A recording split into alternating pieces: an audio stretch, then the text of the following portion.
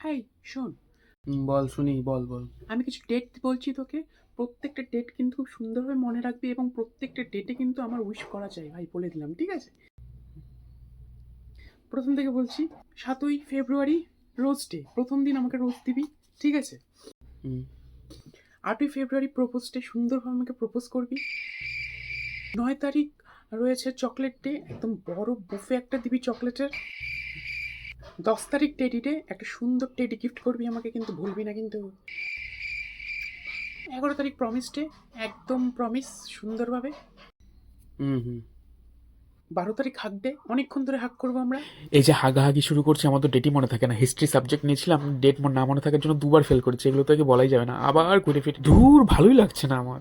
13 তারিখ kiss day, এটা miss হলেও চলবে। 14 তারিখ ভ্যালেন্টাইন ডে, খুব ভালোভাবে সেলিব্রেট করবো আমরা টোটাল মিলে, ঠিক আছে? ভুলবি না কিন্তু, ভুললে কিন্তু তোর মুশকিল আছে কিন্তু, করে দিচ্ছি। ভুলবি মা একটু ক্ষমা দে, আর একটু শান্তি ডে। এত ডে আছে, শান্তি ডেটা কি করবে?